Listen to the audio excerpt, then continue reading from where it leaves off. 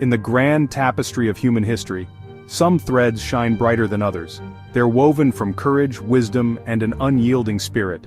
One such thread belongs to a man named Salauddi Yusuf ibn Ayub, known to the West as Saladin. His story doesn't begin in a grand palace, surrounded by untold wealth. Instead, it starts in the year 1137, in a fortress in the city of Tikrit, located in what we now call Iraq.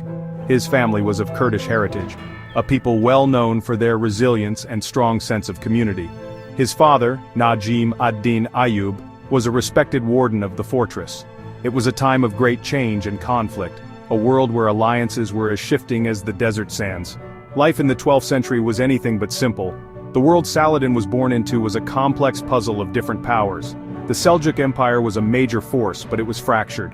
Various local rulers known as Atabegs vied for control over cities and territories. And from the west, the Crusaders had established their own kingdoms right in the heart of the Muslim lands.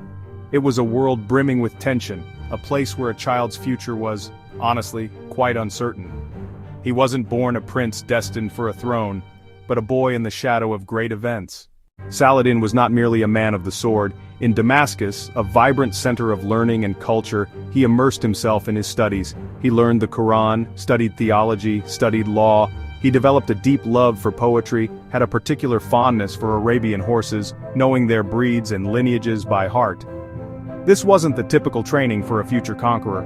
It taught him discipline, gave him a strong moral compass, and fostered a sense of justice.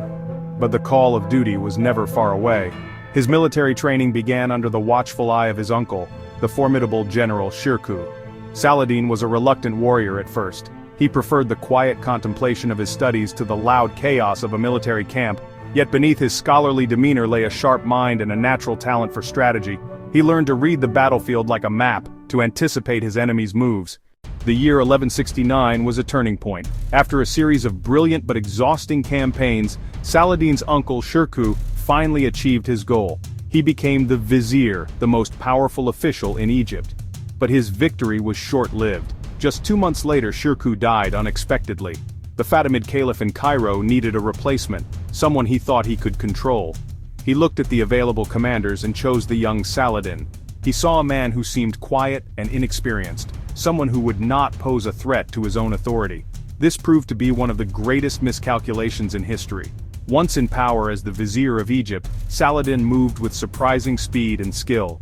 He began to consolidate his control not with brute force, but with clever politics. And with genuine generosity, he won the loyalty of the Egyptian army, and the public by treating them with fairness and respect. He rooted out corruption that had plagued the administration. He ensured the state's wealth served the people, not a select few. In 1171, Saladin abolished the Fatimid Caliphate. By bringing Egypt back into the Sunni fold, he created a unified front from North Africa to Syria. The stage was now set for the ultimate confrontation. For decades, the Crusader Kingdom of Jerusalem had stood as a foreign outpost in the heart of the Muslim world. Saladin, having united the lands around them, saw it as his sacred duty to reclaim the holy city of Jerusalem for Islam. The breaking point came in the year 1187. A reckless Crusader lord named Reynald of Chatillon broke a truce by attacking a peaceful Muslim caravan, an act of brazen provocation that just couldn't be ignored. Saladin had no choice but to respond. He gathered a massive army drawn from all corners of his new empire and marched to meet the forces of the Kingdom of Jerusalem. The decisive clash took place at the Horns of Hattin, a pair of hills overlooking the Sea of Galilee. Saladin's strategy was a masterpiece of military genius. He lured the Crusader army, led by King Guy of Lusignan, into a dry, waterless plain. On a scorching July day, he surrounded them, cutting off their access to the lake. He then set fire to the dry grass. Thirsty, exhausted, demoralized, the Crusader army was completely routed. It was a catastrophic defeat for them.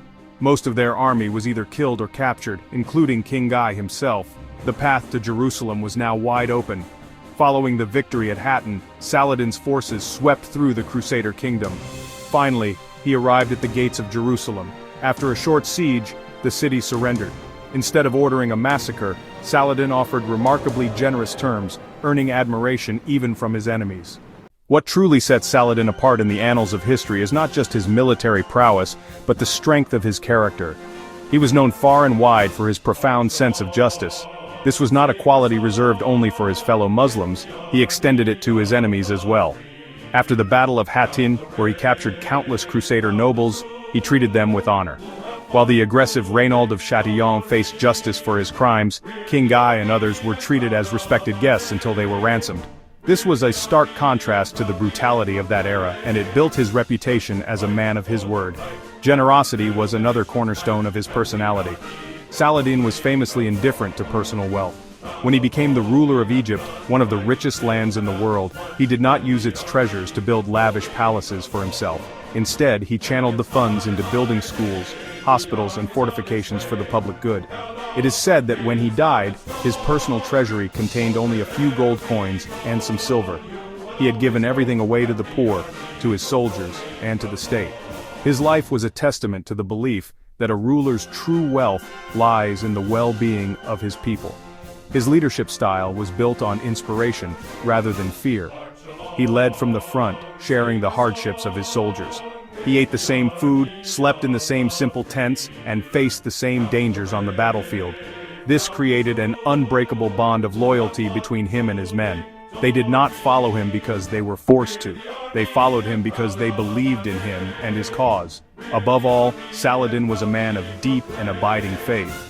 His desire to unite the Muslim world and reclaim Jerusalem was driven by a sincere religious conviction. Yet his piety was tempered with a remarkable degree of tolerance. When he recaptured Jerusalem, he ensured that Christian holy sites were protected and that worshippers were not harmed. Saladin was the founder of the Ayyubid dynasty, not the Mamluk dynasty. His rule established a powerful new empire, but it was named after his own family, the Ayyubids. This dynasty, which he built from the ground up, would rule over Egypt, Syria, Yemen, for several decades after his death. He laid the foundations for a strong, centralized state that could defend the region. He established a system of governance and military organization that was both effective and resilient. His sons inherited this empire, his nephews inherited this empire, though they unfortunately lacked his unique ability to keep it united, and rivalries soon began to emerge among them. The system Saladin and his predecessors relied on, however, had a profound and lasting impact. This was the use of Mamluks, elite slave soldiers, often of Turkic origin, who were trained from a young age to be fiercely loyal warriors and administrators. Saladin greatly expanded their role in his armies. These Mamluks were the backbone of his military power. They were disciplined, skilled, and dedicated. It was this Mamluk system that would eventually shape the future of Egypt. In a twist of fate, a few decades after Saladin's death, these powerful Mamluk soldiers would overthrow the Ayyubid dynasty and establish their own, the Mamluk Sultanate. The legacy of Saladin, therefore, is complex. While his own dynasty was relatively short-lived, the military and political structure he championed endured for centuries. The Mamluk Sultanate, which rose from the ashes of his empire, became one of the most powerful states in the medieval world. It was the Mamluks who would later halt the seemingly unstoppable Mongol invasion at the critical Battle of Ain Jalut in 1260, saving the heartlands of Islam from devastation. In this way, Saladin's legacy was carried forward not by his own bloodline, but by the warrior class he had so carefully cultivated. Beyond the political and military realms, Saladin's influence permeated Muslim culture and identity for generations. He became the ultimate symbol of a just and pious ruler. Today, more than 8 centuries after his death, the name Saladin still resonates with power and meaning. What people remember most about him is his extraordinary blend of strength and mercy. In a world often defined by brutal conflict, he stands out as a figure who achieved great military success without losing his humanity.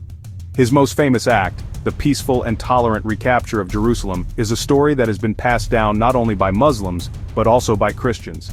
European chroniclers of his own time, who were his sworn enemies, could not help but write about his chivalry, his generosity, and his unwavering sense of justice.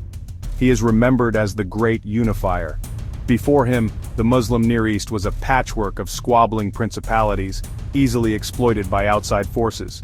Saladin managed to forge these disparate states into a single, cohesive empire, bound by a common purpose. He gave them a sense of shared identity and demonstrated what they could achieve when they stood together. This image of a leader who could heal divisions and create unity has made him a powerful and enduring symbol in the modern Muslim world, a reminder of a past golden age and an inspiration for future aspirations. His legendary rivalry with Richard the Lionheart has also cemented his place in global history. The story of these two great commanders, one from the east and one from the west, battling fiercely yet developing a grudging respect for one another, has captured the imagination of people for centuries. It's a tale that transcends the simple narrative of us versus them. It speaks to a shared code of honor among warriors, and the possibility of finding humanity even in one's greatest adversary. This epic duel ensures that Saladin's story is not confined to one culture, but is part of a shared global heritage. Ultimately, Saladin is remembered as an ideal. He represents the possibility of being a powerful ruler who is also just, a devout believer who is also tolerant, and a victorious conqueror who is also merciful. He was a man who lived by a code of honor that impressed even his foes. While the world has changed immensely since the 12th century, these qualities remain timeless. They are why the story of Salauddi Ayubi is not just a dry chapter in a history book, but a living legend. A source of inspiration for anyone who believes that true leadership is a matter of character, not just of power.